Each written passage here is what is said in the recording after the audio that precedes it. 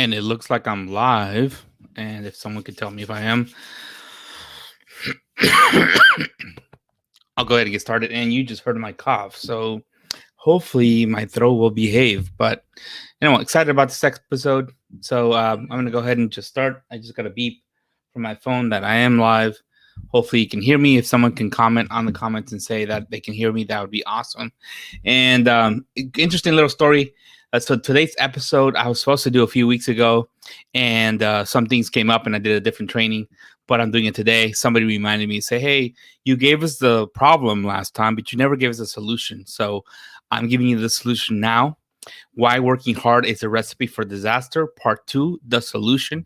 Interesting timing. I just came back from taking, I think it was 10 days off, where I was completely disconnected. It was a double trip. We went to Guadalajara, Mexico. I'll be sharing some photos on my personal profile for those of you who are friends there. And I also went to a beach in Oaxaca. I actually did some reels just to play with reels. But I really tried my best not to work. I'll be honest, I cheated a little bit, and I worked, I think, for a total of probably maybe 30 minutes in 10 days. So I did okay. But today I'm going to share you why working hard is a recipe for disaster. And really, I did really well. I did well for 10 days. I didn't do 30 minutes worth of work. It wasn't bad for a workaholic. But before I start, yes, I want to make a quick little announcement. Reels are finally on Facebook.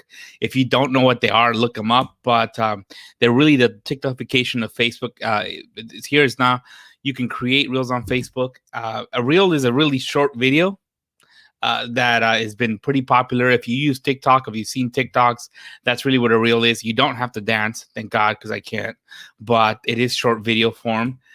You can create reels on your profile and in some groups, and I will be exploring more on reels. So you guys are gonna probably see some reels.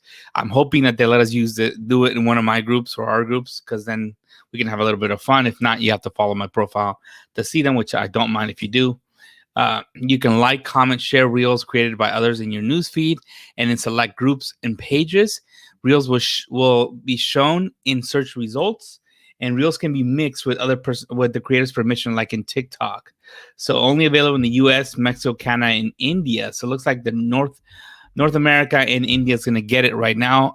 It wasn't in the U.S. I think it was last week, or maybe while I was out on vacation. I actually tried them out. Both, but I was in Mexico, so technically it should have been available anyway. But I really love reels. I'll tell you why I love reels. I actually don't. I prefer different types of videos. But here's why I'm really caring about reels is because I know Facebook's trying to really beat TikTok. So guess what they're going to do? They're going to really push reels. I'm getting so many views on a simple little video I uploaded. If somebody wants to look up my profile, put up my link to my profile later. But with next to nothing, with nothing special, nothing cool about it, just video at the beach. I mean, and I'm getting so many views that I've never gotten before. So that's why I'm excited about reels, because I know, hey, I think for a while, maybe a few weeks, maybe a few months, we're going to be able to cheat and get some really nice engagement by just creating reels. So I'll have some fun with it, and I'll update you guys. But here's the real answer, or the reason why we're here. I'm going to start with my story. We're going to talk about being a workaholic. And yeah, I'm just going to skim right through some of these things. Yes, I've been a workaholic my whole life. And I've worked for the sake of working. But I realized that, hey, I needed to be a little bit smart and work or get more done in less time. And that's really been my journey, especially in the last couple months or so. I've been really going back to this and saying, I'll be honest, can I do more in 7 hours? Can I do 5-10 things more in 7 hours than I used to do in 26? And so that's really been my goal. I've been doing really well at it, and I'll be sharing more of those details down the road. You'll see some of the things I'm creating as a result of the fact that I'm getting so much done in 7 hours, more than I used to get in 26. In fact, I would say I'm getting more done in one day than I used to do in probably a week's worth of work. But one of the reasons why I wanted to actually get good at work, doing more in less time, is because I was actually a workaholic. And workaholism, this is a review from last time, is really worse than sofaism, because I used to criticize people who were always on the sofa, not doing much, kind of watching TV for 10 hours a day, especially on weekends. and not getting much done with their life. That was my way of saying, hey, at least I'm not as bad as they are, right? But it actually is worse. Studies have shown that you can that workaholism is related to being burnt out emotionally, uh, being exhausted, not feeling like you have an identity. There's stress issues, anxiety issues, depression issues, sleep problems. I mean, there's so many bad things that can happen. Again, I'm going through what we went through last time. 83% of full-time U.S. professionals say that burnout has affected their personal relationships. Of course, it has. I mean, there's no secret here. It's a real issue, but I think it's really an issue because we glorify. We say, "Oh my God, I work so hard. I've been so busy, and I'm working so many hours," and we think that's a great thing. And when it really is not, it's no. You haven't figured out how to get what you need to do in less time. Obviously, if you have sofaholism, you're probably not watching this video. It's not you, but this does not apply to you. But most of us don't. Most of us, we have a culture of promoting a lot of work and hard work. So that's really the issue of it. We feel good about it. We shouldn't, because it's a problem. But you know what? I will give you the answer. The answer definitely is delegation. Don't fight it. I have fought it so many times, and I'll tell you a few reasons in a bit. But don't fight it. Don't fight delegation. It's really the only way, other than being really optimize yourself and working extra fast, which I do. I work really, really fast. I get a lot done because of that. But delegation is really the key that most people struggle. I've had employees. I've had just with this business more than 12 employees at a time. I've delegated entire departments of my company to an employee. Yes, I've done that. But even besides that, just the stuff that's left on my plate, can I delegate that? Can I delegate programming? I had a hard time with that one. But so I fought it for years, but don't fight it. Embrace it. Make it your friend, because that's really what's going to give you the freedom. And it seems like such a simple answer, right? Delegation, right? But is it really that simple? So why don't we delegate? Why do entrepreneurs delegate? We think we can't afford additional staff. Okay, when I had 12 employees, I thought, can I really afford an executive assistant that to take a lot off my plate? And most people think they can't, right? Maybe you know what? I might as well hire another programmer. Why am I hiring a personal or professional or executive assistant when I can take that budget and hire a programmer? They think they can do it better. Oh my God. I mean, the perfectionism really kicks in here. I can't find someone else to do it better than me, so I'm just not going to do it at all. They're nervous about letting go. Yes. Oh my God. That's me. My job is my identity. I don't want to let it go.